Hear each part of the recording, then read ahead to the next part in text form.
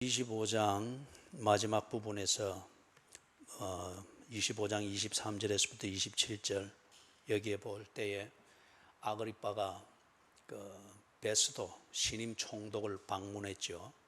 그때에 베스도가 아그리빠 왕을 위하여서 나름대로 특별한 아그리빠 왕의 권위도 세워주고 그리고 교제도 될 겸 해서 특별한 일을 하나 준비를 해줍니다. 그게 뭐냐?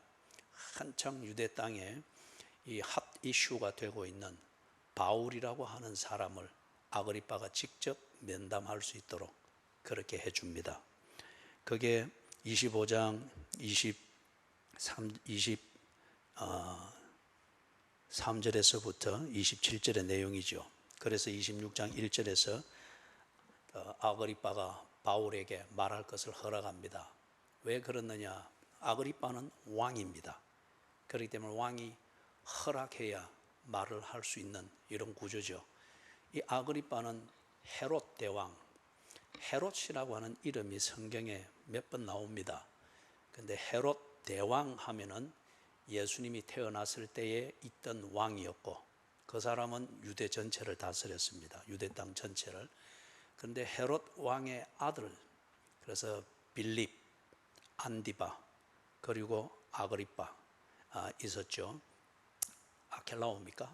예, 이거는 헤롯 대왕, 아버지 헤롯 대왕이 통치하던 유대 땅을 나누어서 한 지역씩 맡은 겁니다. 그래서 그들을 보고 분봉왕이라고 그리 말합니다. 나누어진 지역의 한 지역의 왕으로 세운 겁니다. 그렇기 때문에 여기 지금 아그리빠 이 왕은 헤롯 대왕의 손자입니다. 그래서 헤롯 가문의 사람이에요. 왜 이 사람들, 어떻게 보면은 이 헤롯 가문의 자손들에게 분봉왕을, 지역을 나누어서라도 왕권을 지키도록 해주는가? 이 왕을 세우고 폐위하는 것은 로마 황제의 권한입니다. 로마 황제와 헤롯 대왕이 아주 좋은 관계에 있었습니다. 이 헤롯 대왕이 굉장히 이 외교술이 뛰어났거든요. 그래서 신임을 얻어서 유대 땅의 왕이 되고 그 다음에 그 신임이 이어지면서 자기 아들들이 폐위되지 않고 지역을 나누어서 한 지역씩 분봉왕으로 그렇게 옹립하고 지금 손자 때까지 내려가고 있습니다. 어떤 면에서 정치적으로 볼 때는 헤롯의 가문은 명문 가문이었습니다. 그래서 우리가 신학적으로 볼 때는 참 악한 가문인데 그런데 사회적으로 볼 때는 그들은 명문 가문이었고 거기서 정치에 유력한 지도자들이 많이 나왔습니다. 그래서 이 아그리빠가 바울에게 말하도록 합니다. 분봉왕이죠 지금. 그런데 2절 3절을 보니까 바울이 말을 합니다. 말을 하는 분위기가 거침이 없습니다. 무례한 것은 아니에요. 그러나 거침이 없습니다. 그러면서 이 아그리빠 왕이 유대인의 모든 풍속과 문제를 알고 있다고 하는 것을 확인을 하는 겁니다. 아그리빠 왕이 이 유대 땅의 한 지역이지만은 거기에 분봉왕으로 있기 때문에 유대교의 신앙은 가지고 있지 않지만은 그러나 그 신앙의 근거가 되는 성경, 풍속, 그들의 교리, 절기 이런 것은 많이 알고 있습니다. 그러나 그것을 많이 알고 있지만은 알고 있는 그걸 믿는 것은 또 별개의 문제입니다. 아는 것과 그것을 믿고 그 믿음 따라 그리 사는 것, 이거는 별개의 문제예요. 그래서 아그리빠 왕이 그것을 많이 알고 있습니다. 그렇기 때문에 지금 바울이 하고자 하는 말을 아그리빠 왕은 잘 이해할 것이다. 그래 하면서 어떤 면에서는 바울이 참 왕과 대화하게 돼서 다행입니다. 그런 말과 같아요. 4절에서부터 8절입니다. 4절에서부터 5절. 내가 처음부터 내 민족과 더불어 예루살렘에서 젊었을 때 생활한 상황을 유대인이 다 아는 바라. 일찍부터 나를 알았으니 그들이 정언하려 하면 내가 우리 종교의 가장 엄한 팔을 따라 바리새인의 생활을 하였다고 할 것이라. 바울의 배경을 간단하게 설명을 합니다. 그래서 이 아그리빠 왕과 대화를 하는 것이기 때문에 유대교의 배경을 잘 알고 있는 아그리빠 왕과 대화를 하는 것이기 때문에 그의 사회적 배경과 프로필을 이야기할 필요는 없습니다. 그래서 자신의 유대인으로서의 배경, 또 유대교와 관련된 그의 배경을 이야기를 하는데 골자는 바리새파였다 하는 겁니다. 그래서 이 바리새파는 가장 많은 우리 현대 표현으로 말하면 가장 많은 교인들을 포함하고 있는 교파입니다. 사두개파는 정치적 권력은 아주 많이 잡고 있습니다. 그러나 귀족층이기 때문에 회원이 많지 않습니다. 그런데 바리새파는 서민층이기 때문에 회원이 아주 많습니다. 그리고 굉장히 경건 생활을 강조했습니다. 그렇기 때문에 바울이 내가 바리새파였습니다 이러면은 유대인의 배경을 잘 아는 아그리빠로서는 당신은 철저한 유대 교인이었군요. 그죠? 그렇게 당연히 이해할 수 있는 그겁니다. 그 다음에 6절에서부터 8절입니다. 이제도 여기 서서 신문 받는 것은 하나님이 우리 조상에게 약속하신 것을 바라는 까닭이니 이 약속은 우리 12지파가 밤낮으로 간절히 하나님을 받들어 섬김으로 얻기를 바라는 바인데 아그리빠 왕이여 이 소망으로 말미암아 내가 유대인들에게 고소를 당하는 것이니이다. 당신들은 하나님이 죽은 사람을 살리심을 어찌하여 못 믿을 것으로 여기나이까. 지금 그래서 내가 바리새파에 속해 있는 철저한 유대 교인이었는데 그리고 유대교를 통해서 내가 성경을 배웠습니다. 그리고 성경의 의미를 또한 배웠고 그 의미를 가르치는 유대교의 교리를 철저히 신봉했습니다. 거기에 더하여 나는 아주 열정적으로 유대교를 따르던 유대교 신자였습니다. 그래서 유대교에서 가르치는 그들도 지금 우리가 가지고 있는 성경 체제로 치면 구약 성경입니다. 이 구약 성경의 내용을 유대교에서 하나님의 말씀으로 가르쳤습니다. 거기서 부활도 가르치고 메시아가 오는 것도 가르치고 하나님이 어디 계시는가도 가르치고 율법도 가르치고 바울은 그 가르침대로 받아들이고 그 가르치는 교리대로 그리고 그 교리대로 사는 경건한 삶에 아주 플러스 알파까지 해서 열정적으로 유대교인으로 살았습니다. 그런데 뒤에 딱 보니까 예수를 만나고 난 뒤에 보니까 유대교가 가르친 것은 자기들의 종교적 입장에서 민족주의, 유대인만이 하나님의 백성이다라고 하는 이 특이한 종교적 민족주의를 합리화하기 위해서 성경을 그렇게 해석해서 교리를 만들고 틀을 씌우고 세뇌시킨 거였어요. 모든 게 다 비슷하고 다 그런 것 같은데 예수를 만나서 바른 믿음을 가지게 되고 거기서 눈이 열려서 성경을 직접 보면서 깨닫게 되어지니까 유대교가 상당 부분 그럴싸한 것 같은데 핵심이 뒤틀려 있는 거예요. 그렇기 때문에 유대교의 교리를 배우면서 성경대로 구약에서 하나님이 약속한 대로 선지자와 모세를 통해서 약속한 대로 이루어지기를 바라는 이 소망, 그게 아니고 선지자와 모세를 통해서 하나님이 약속한 이 약속을 믿는 소망이 이루어지는 것은 예수 그리스도의 복음으로 이루어지는 것이구나 깨닫게 된 거예요. 그렇기 때문에 지금 여기서 말하는 것이 7절에서 이 소망으로 말미암아 내가 유대인들에게 고소를 당하는 것이니이다. 유대교에서 가르치는 그 소망을 거부하고 소망은 이것이며 이 소망의 근거는 이 믿음이며 이 믿음의 근거가 되는 사실과 진리는 이것이다. 하나님의 말씀이 말하는 것은 이것이지 너희들이 말하는 유대교 그 교리와 프레임이 아니다. 그래서 구약 성경의 하나님의 말씀에 근거해서 바울이 소망을 가지고 이 소망을 전가하는데 유대교가 가르치던 소망과 그 소망에 근거해서 바리새파가 집중하여 나름대로 신앙생활하는 것과 배치가 되니까 그들이 바울을 죽이려고 했던 겁니다.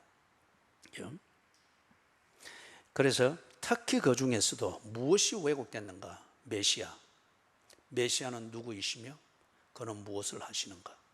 메시아는 히브리 말로 하면 메시아입니다. 기름 부음을 받은 자. 이걸 헬라 말로 고대 그리스어로 번역을 할 때는 크리스토스, 우리 음력으로는 그리스도. 그래서 같은 의미예요. 기름 부음을 받은 자. 특히 유대교가 왜곡했던 것은 메시아는 누구이며 어떻게 오며 그가 와서 무엇을 하는가, 이것에 대해서 그들이 지독하게 왜곡을 했던 겁니다. 유대인들은 유대교에서 딱 만든 메시아에 대한 교리는 아주 위대한 가문에서 메시아가 올 것이다, 누가 봐도 존경하지 아니할 수 없는 그런 위대한 가문에서 올 것이다. 그리고 그 사람은 누가 봐도 존경하고 신뢰하지 않을 수 없는 위대한 영향력을, 위대한 일을 이 민족과 사회를 위해서 할 것이다. 그런 식으로 메시아에 대한 인물상과 메시아의 삶의 수준을 그들이 정해놓고 있었습니다. 그렇기 때문에 이 바리새파들이 한 400년, 예수님 올 때까지 한 400년 지나오면서 그들이 메시아라고 지칭한 사람들이 많았습니다. 아주 위대한 랍비가 있든지 탁월한 설교자가 있든지 아니면은 신비한 능력을 행하는 자가 있어서 영향력이 크든지 이러면은 그가 메시아다, 그렇게 지칭했습니다. 그리고 메시아이기 때문에 죽어도 살아날 것이다, 부활을 기다렸습니다. 근데 아무도 안 살아났어요. 시행착오가 많았습니다. 그런데 예수가 부활하셨단 말이에요. 그런데 우리가 마태복음을 보면 알지만은 이 사람들이 어떻게 했습니까? 제사장들과 그 바리새파들과 이 사람들이 어떻게 했죠? 경비병들을 뇌물을 먹여서라도 예수가 부활한 사건은 만들어진 유언비어지 사실이 아니다라고 소문을 퍼뜨리게 했잖아요. 예수를 9절에서 나오지만은 나사렛 예수라는 이 꼬리표를 딱 붙이는 것은 아주 저질스럽다는 거예요. 나사렛에서 무슨 선한 것이 나겠느냐? 유대인들의 속담처럼 나사렛에서 난 예수가 어떻게 메시아가 될 수 있느냐? 그들이 설정해 놓은 메시아상, 메시아의 인격, 메시아의 수준, 이것에 너무 못 미치는 거예요.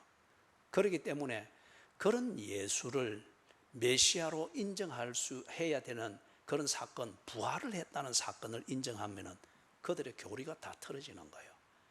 유대교의 체면이 다 구겨지는 거예요.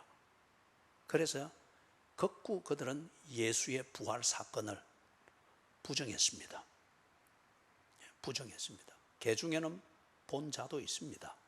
부활한 예수를 본 자들도 있습니다.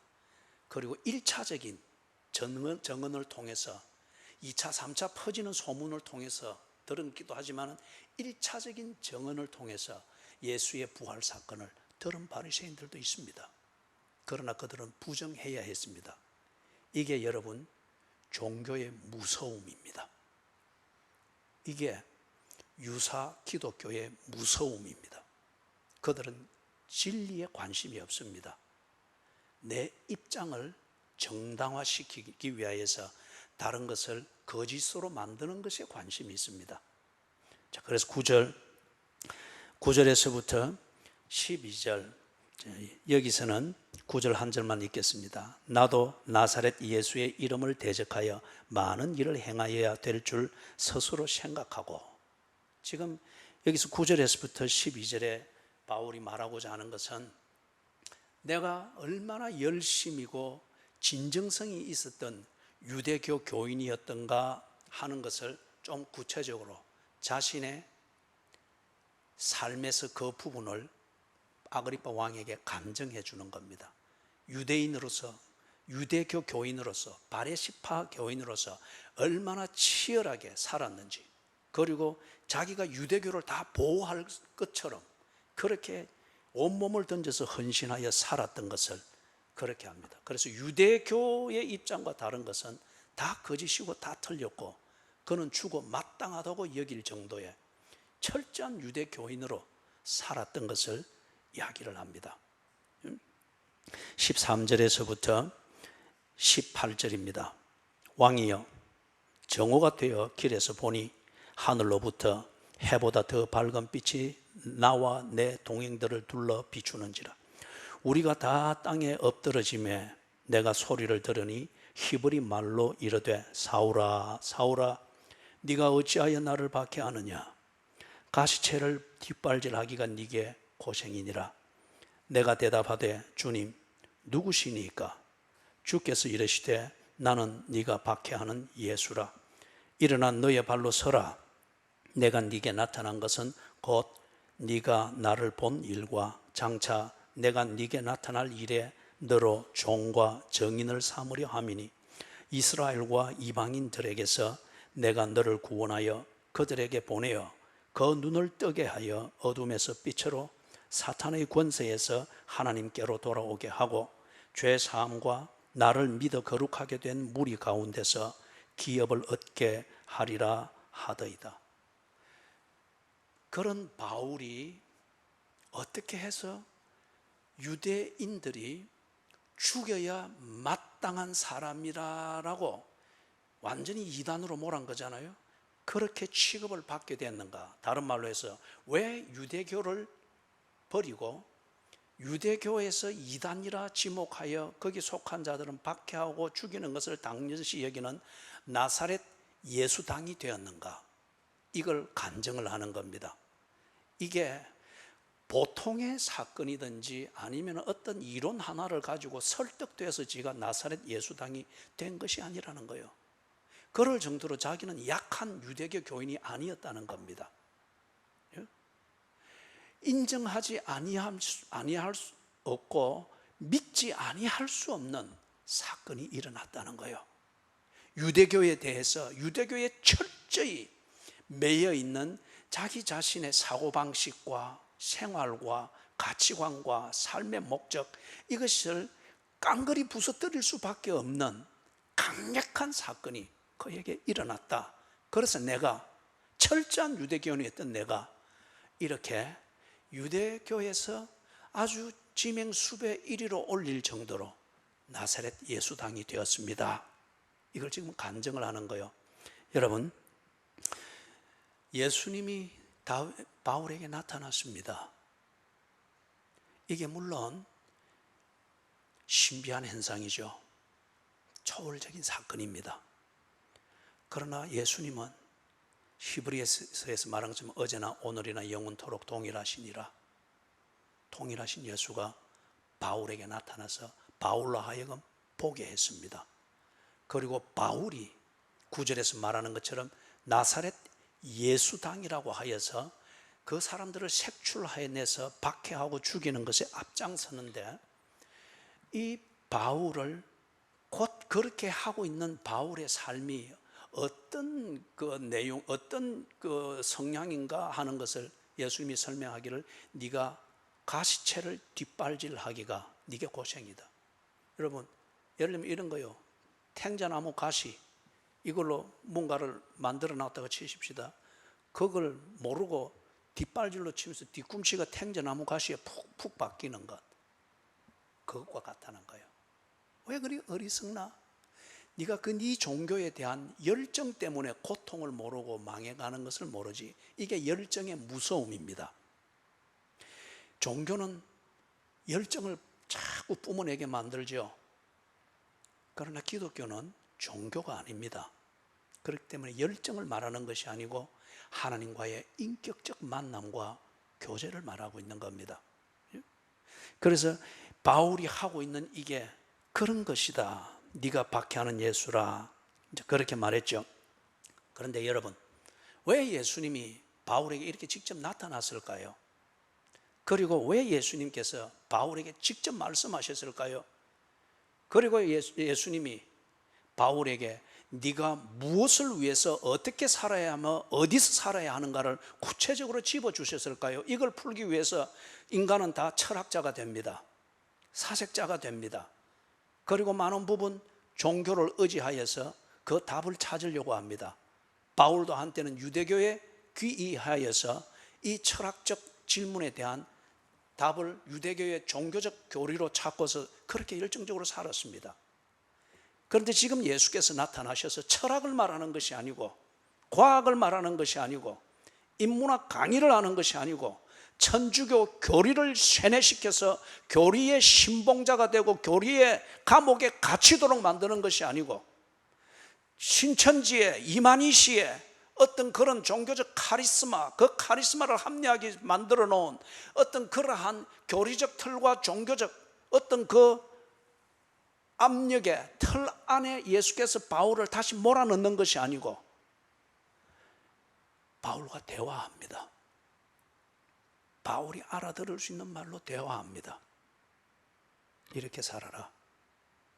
이걸 위하여 살아라. 너는 이런 사람이다. 그러니 이런 일들을 위하여 이렇게 다녀라. 너무 쉬운 이야기예요. 왜 예수님께서 바울에게 나타나셔서 이렇게 구체적인 말을 할까요?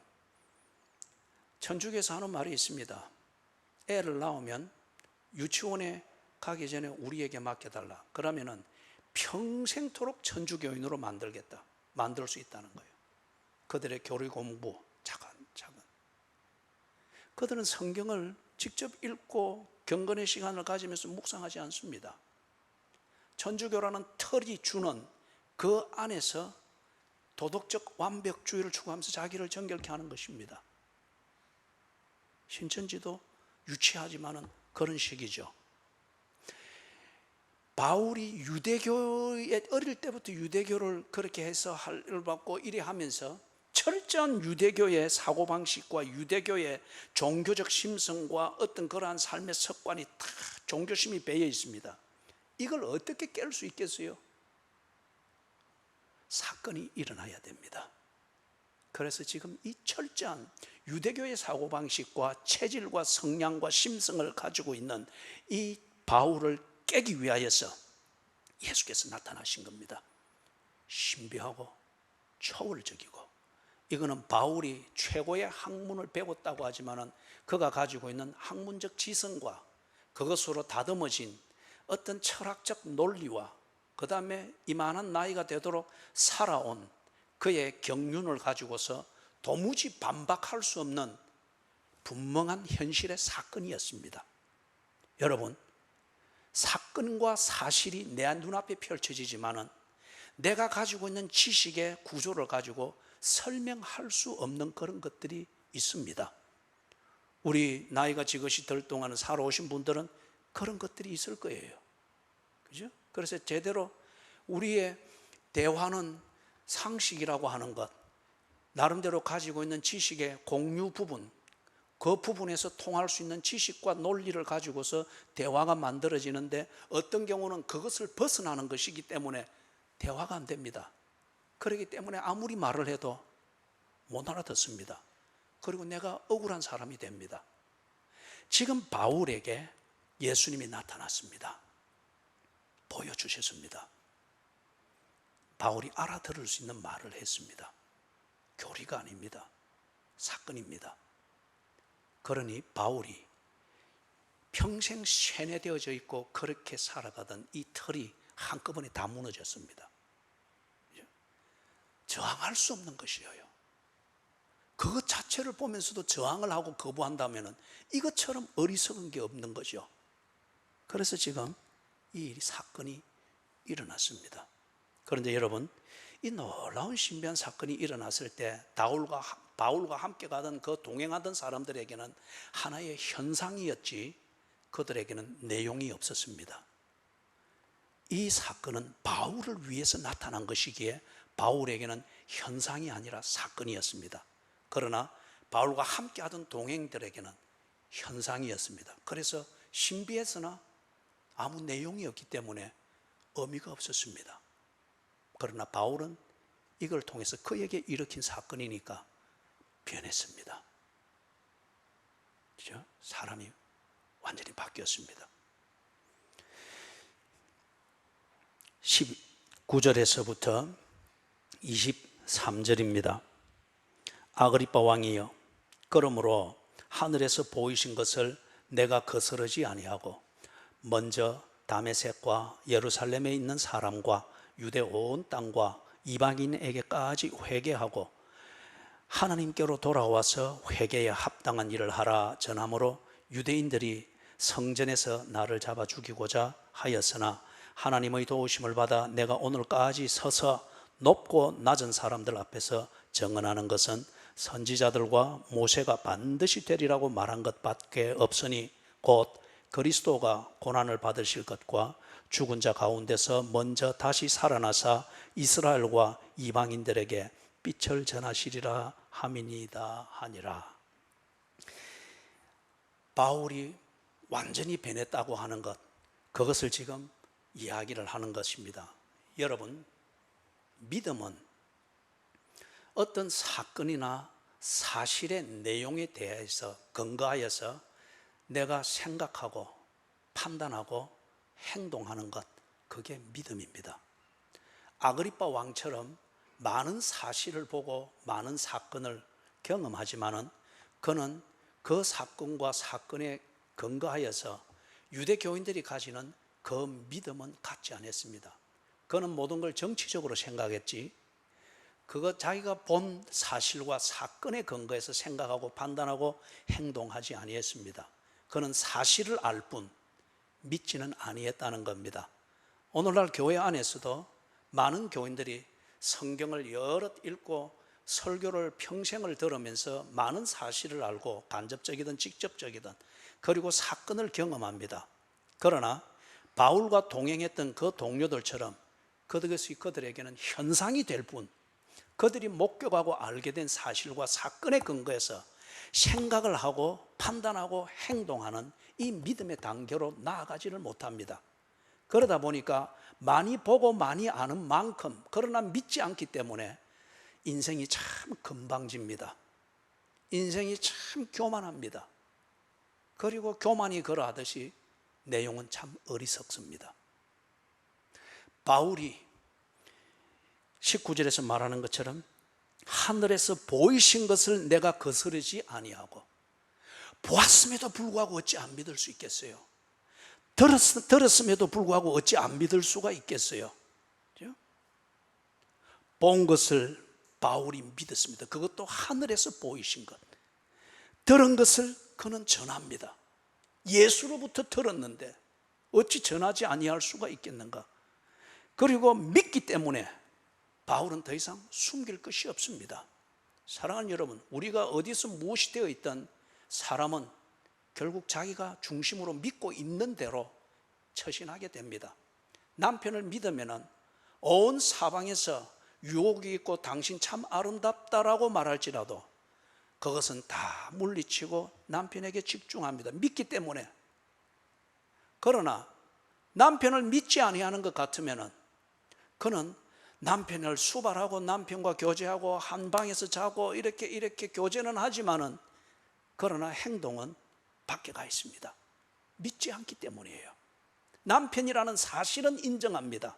그러나 믿지 않기 때문에 남자와의 생활은 바깥에서 합니다. 바울이 유대교를 떠나서 정말 진리를 깨닫게 되고 나사렛 예수당이 되어서 그의 삶이 180도 변하게 되어진 것은 보았기 때문입니다. 하늘에서 보이신 것을 내가 거스르지 아니하고. 여러분, 이 믿음의 비밀이 여러분에게 현실이 되기를 주의 이름으로 축원합니다.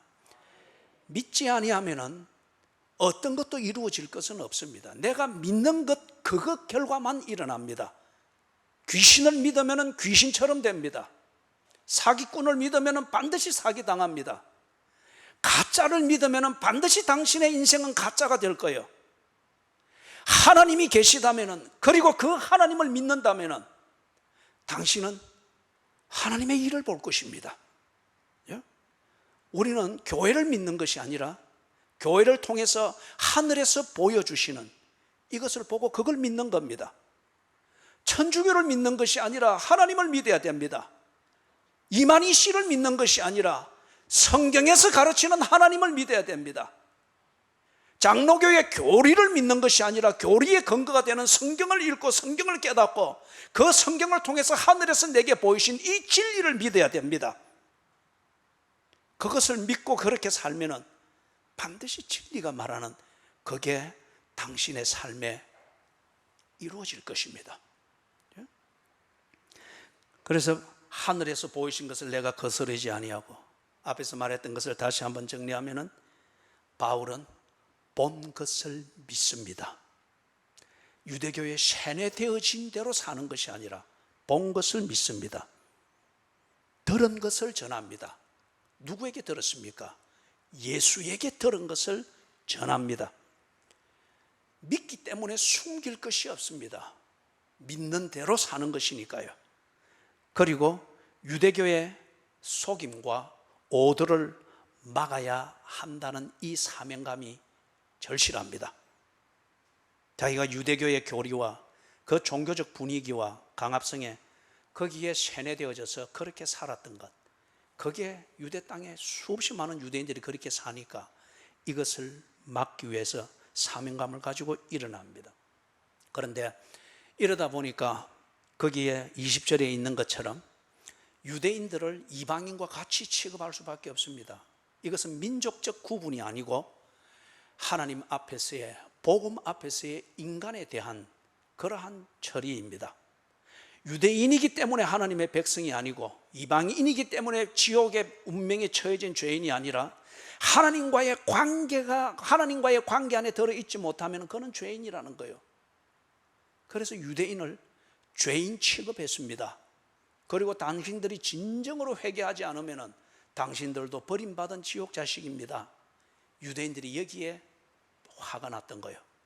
그들은 유대인이기 때문에 하나님의 백성이라 믿었고, 그리고 언제나 유대인만이 하나님의 백성이 되어야 한다는 그걸 유대주의라고 합니다. 이 우월성을 가지고 있었단 말이에요. 그런데 바울이 증거하는 나사렛 예수의 복음을 들어보니 그들도 죄인이라는 겁니다. 그래서 바울을 죽이려고 합니다. 여러분, 24절에서부터 25절입니다. 바울이 이같이 변명하며 베스도가 크게 소리내어 이르되 바울아 네가 미쳤도다.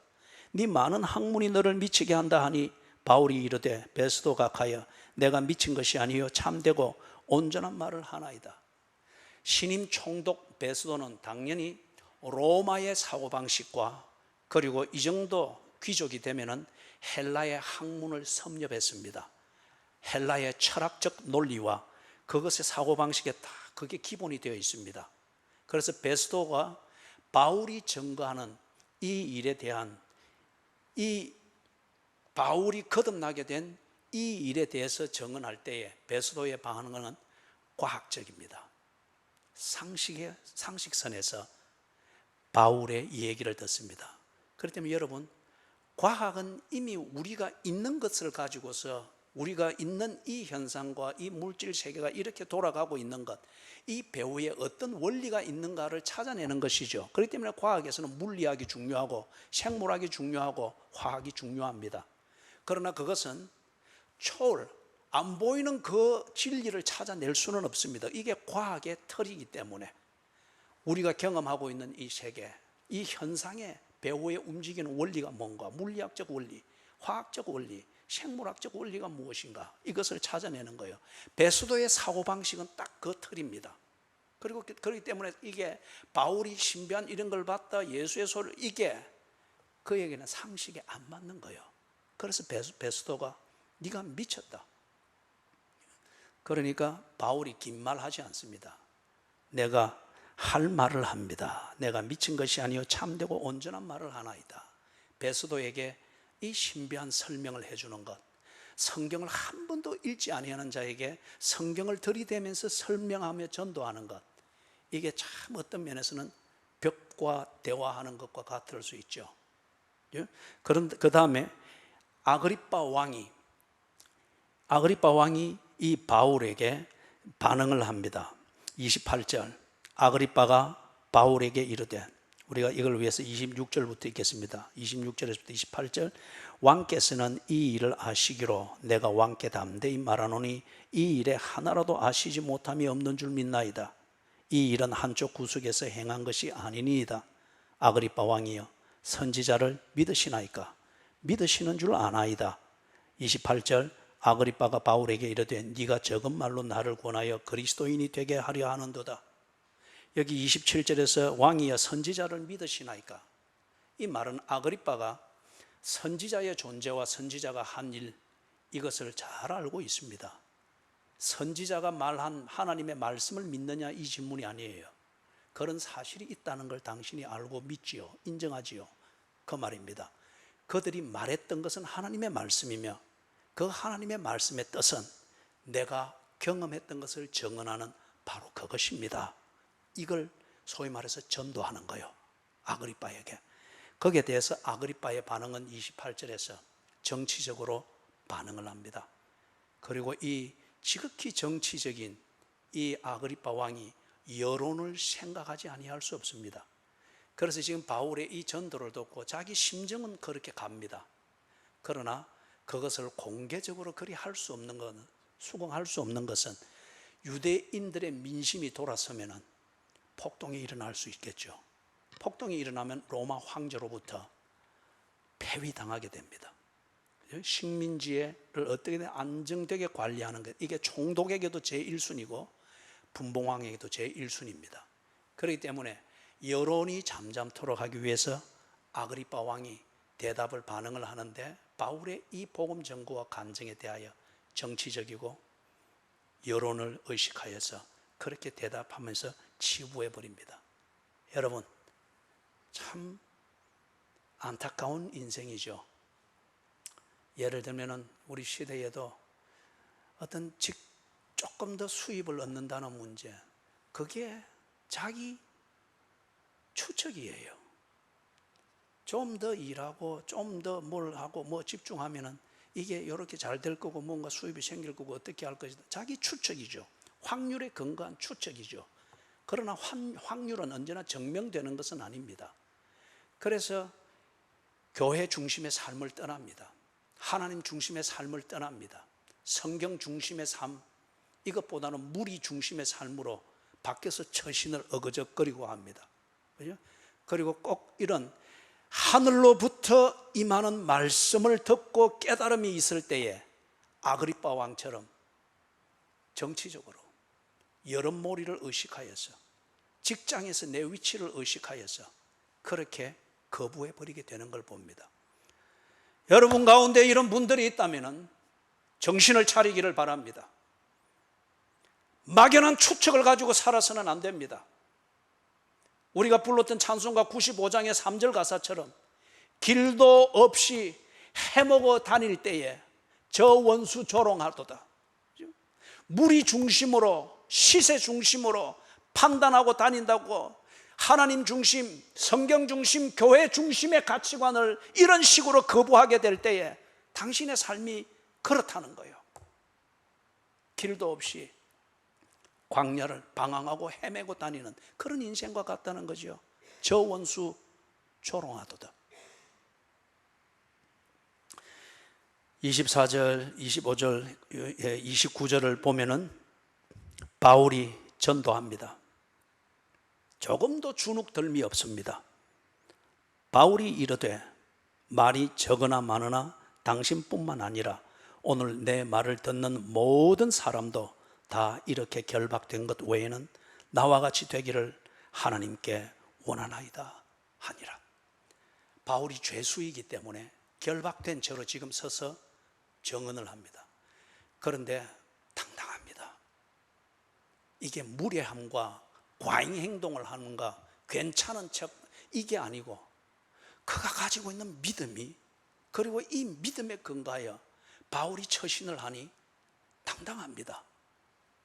믿음의 근거가 되는 그 사실, 이게 부끄러운 게 아니니까, 진리니까 당당합니다. 그래서 내가 이렇게 결박된 것 외에는 다 나와 같이 되기를 원하나이다. 이게 그리스도인이요, 이게 우리가 믿는 예수 그리스도의 복음의 위대함입니다. 내가 무엇을 믿느냐, 그 내용이 사람의 가치를 결정합니다. 앞에서도 말했던 것처럼 더러운 것을 믿으면 아무리 깨끗한 척해도 더러워질 수밖에 없습니다. 사람들의 눈치를 믿으면 아무리 줏대를 말해도 그는 바람에 날리는 개와 같을 수밖에 없습니다. 사람들이 보증되지 않는 떠다니는 기회를 붙잡으려고 그것을 믿고 다니면은 당신은 반드시 가난뱅이가 될 수밖에 없습니다. 빌어먹는 사람이 될 수밖에 없다는 거예요. 바울은 하늘에서 나타나 보여준 예수를 믿었습니다. 그가 말하는 내용이 진리인 것을 믿었습니다. 그러니 바울이 당당합니다. 할 일을 하면서 삽니다. 아그리빠 왕이여, 당신뿐만 아니라 여기에 서 있는 모든 사람이 내가 이렇게 결박된 것 외에는 다 나와 같이 되기를 원하나이다. 내가 믿는 예수를 믿기를 원하나이다. 내가 가진 구원의 확신을 가지기를 원하나이다. 열정적인 유대교의 신복들이 되는 것이 아니라, 그래서 종교적 카타르시스, 이것이 당신의 뭔가 하나님을 만난다고 착각하는 것이 아니라 예수 그리스도를 통하여서 증명되어진 바로 그 하나님의 말씀, 이것을 믿고 구원 얻기를 원하나이다. 여러분이요, 세상을 향하여 선포할 수 있는 내용을 가진 사람들이 되기를 바랍니다. 세상을 향하여서 당당할 수 있는 내용을 가진 인격체들이 되기를 바랍니다.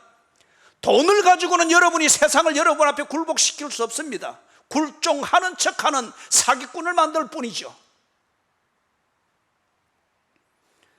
30절에서부터 32절에서 왕과 총독과 번이게와 그 함께 앉은 사람들이 다 일어나서 물러가 서로 말하되 이 사람은 사형이나 결박을 당할 만한 행위가 없다 하더라. 이에 아그리빠가 베스도에게 이르되 이 사람이 만일 가이사에게 상소하지 아니하였더라면 석방될 수 있을 뻔하니라. 지난 주일 23장, 24장, 25장을 덧보았던 것처럼 바울이 감옥에 갇히고 사람들, 군중들로부터 죄인 취급을 받고 욕을 당하고 그런다고 해서 바울이 죄를 지었고 바울이 예수 믿는 것이 잘못된 것이 아니라는 거예요.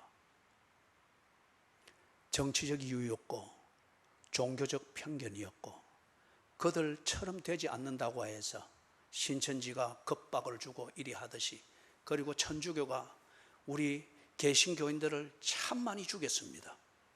자기들의 교리대로 안 한다고 해서 종교재판소 중세시대 때 끌고 가서 톱으로 가랭이를 잘라서 죽이고 펜치로 이빨을 뽑고 손톱을 뽑고, 종교재판 그거 유명한 거잖아요. 인노센트 3세가 만들었던 종교재판. 개신교인들을 참 많이 죽였어요. 그리 하는 이유는 예수를 믿는 것이 틀렸기 때문에가 아니에요. 자기들의 입장과 다르고 자기들의 입장을 곤란하게 만든다고 하여서 입을 막는 것에 지나지 않습니다. 그렇기 때문에 그 진실이 베스도와 아그리빠가 바울의 이야기를 듣고 난 다음에 이야기하잖아요. 이 사람에게는 죽일 만한 죄가 없도다. 지 믿음대로 사는 신앙인이다. 그렇죠? 법 체계를 따라서 황제에게 상소하지 않았다면 여기서 바로 석방해 줄 수 있다. 여러분, 예수 그리스도를 믿는 여러분의 믿음을 분명히 하시고, 그리고 여러분의 믿음 따라 사는 것을 부끄러워하지 않기를 바랍니다. 지금 우리 사회에서 기독교에 대한 비난과 적나라한 말들을 쏟아내면서 온갖 이론과 말이 안 되는 논리를 가지고도 비난하고 모독하고 없애려고들 합니다.